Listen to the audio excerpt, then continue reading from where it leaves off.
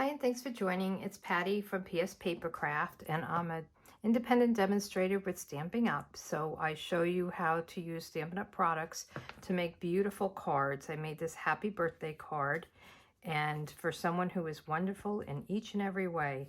And I just love this stamp set. It's called the Wildflower Path, and it makes me feel like an artist, like I watercolored this. I mean, doesn't it look like somebody watercolored it? It's so pretty. I'm using polished pink, which I'm growing to love. Wasn't a color that I was drawn to initially, but I think it's so pretty with these flowers. And then some different greens. So this stamp set has some really beautiful sentiments. I love the font on it. And then it has these kind of stems with leaves that you can then stamp these flowers on it. And there's two-step stamping, so you can stamp the bigger one and then the smaller one, and that's how I created this. And then there's even smaller pieces, and they kind of coordinate with the vines or the stems. So on these darker ones, I didn't put any flowers. And let me just show you a card that I made. It's on yesterday's blog.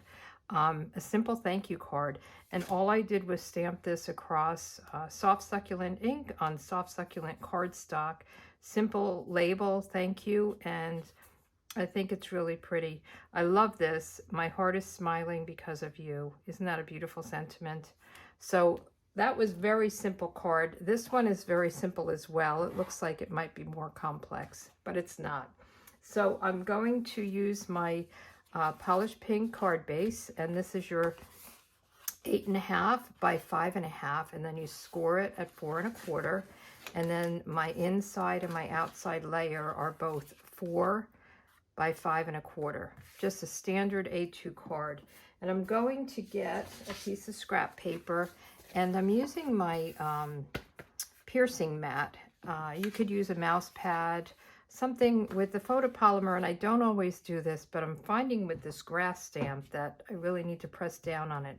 It gives you a little bit of gush, I heard somebody call it gush, a little bit of cushion behind your stamp.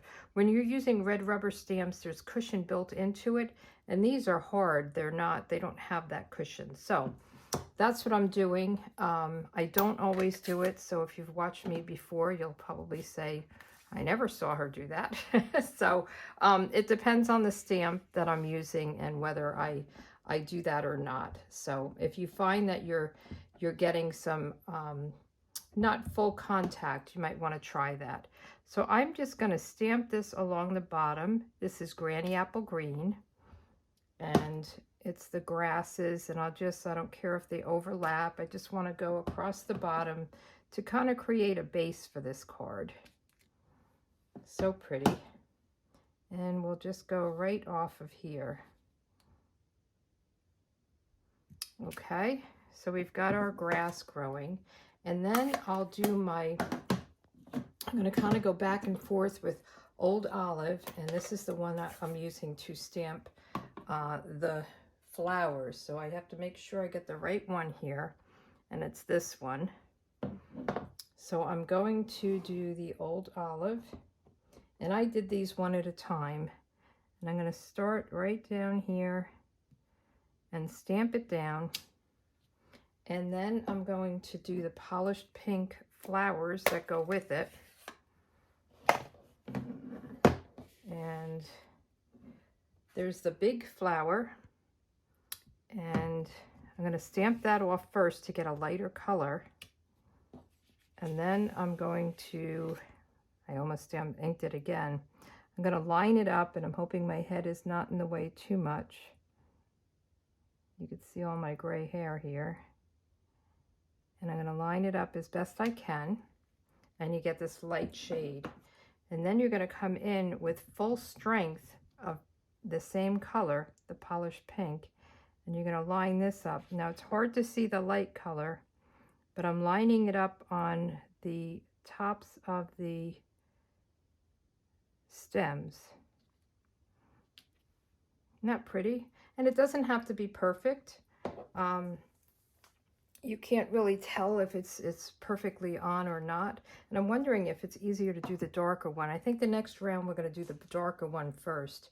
So then I took my Mossy Meadow, And you can do all of these across. I kind of built it one by one. So now I'm going to take my other stamp. It's hard to tell them apart. This one is narrower.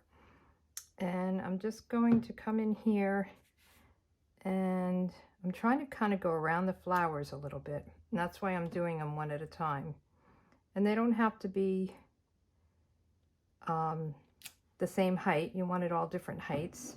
So now let's do another of these with the old olive. And I'm going to try it this time doing the direct first.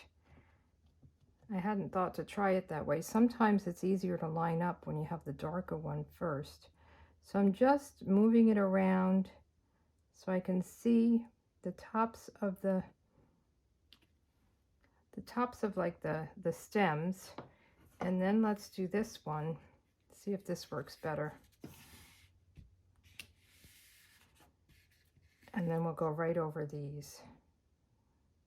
Yeah, see, now I can see the dark one through.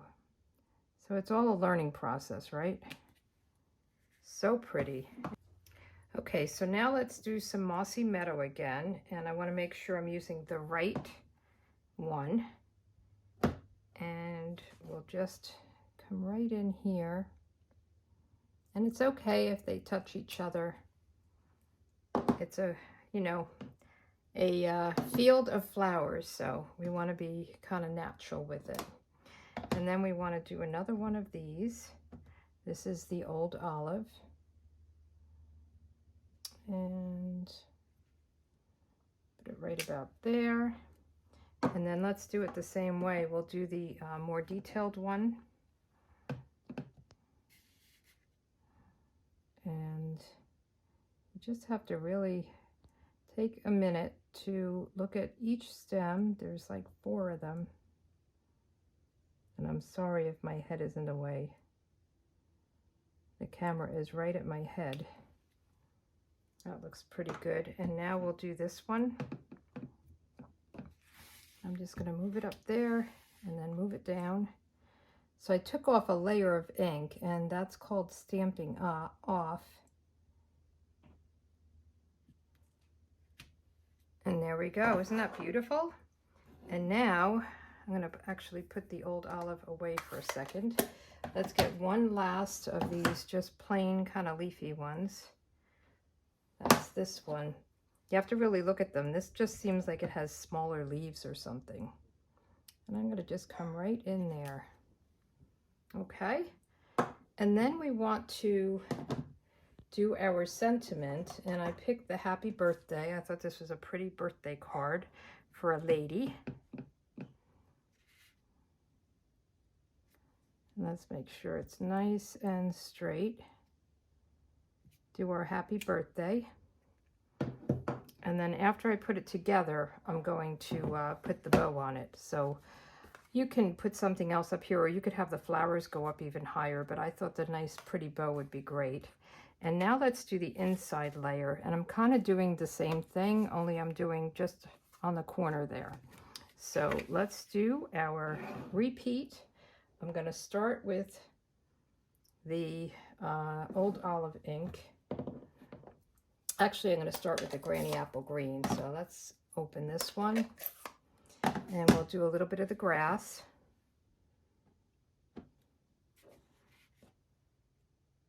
So simple.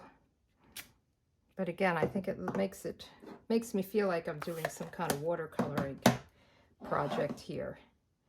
And then we'll do this one. Kind of right here. We'll do our dark pink. I'm going to put some of these away as we're finishing them off. And don't get confused with your greens, although it wouldn't be bad if you had a variation on your greens. I'm going to just move this down a little bit so I can get right over it. It's very easy to do. It's just that I have my camera over my head.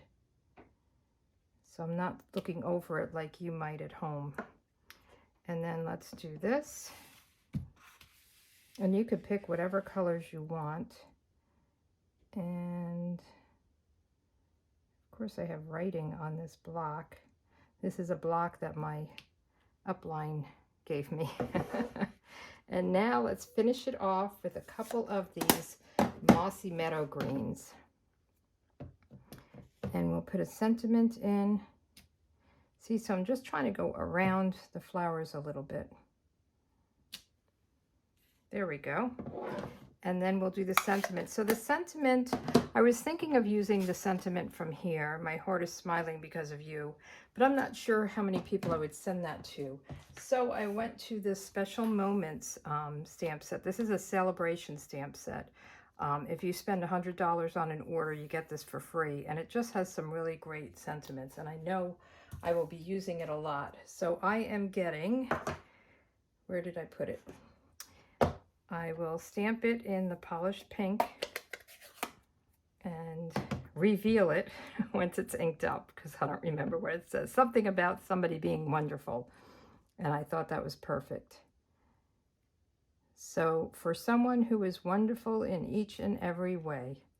Perfect, right? And then we'll just put this together. We'll put both our layers in on the card base. And I'm just going to use my Stamp and Seal with this. I use, I like Stamp and Seal on the inside layer. And when it's just a single layer like this, I'll put it on the outside. If I'm doing a lot of layers and textures and things like that, I usually use, oh my goodness, I put it on the outside. On the outside. So we'll just fold it this way. I'm talking too much.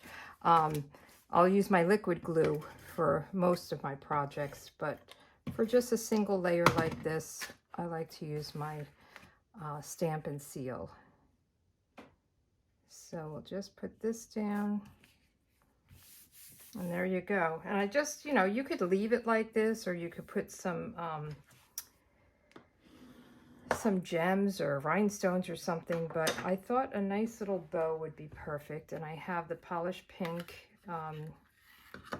open weave ribbon, so I thought this would be good. There's also the in color jewels, and they have polished pink with that, and I thought that would be nice as well. But I'm going to just do the bow. So there we go. And we'll just cut off two ends. See what it looks like here. I think I need to make it a little bit smaller and do my tails. If you know me, my tails are always a problem. There we go. So let's get a glue dot, and let me just get my take a pick tool, pull that off. I like to use glue dots for my bows. Makes it very easy. And just put that right in the corner. There we go. Pretty, right? I think this is so gorgeous. I want to play more with some of the other flowers. There's flowers you can just place. There's this little grouping of flowers. And I think this might go in the middle or just on this. I have to find out about that. But thanks for joining, and come watch me live on Wednesdays at 1 p.m. Eastern Time. All right, you guys have a good day. Thank you.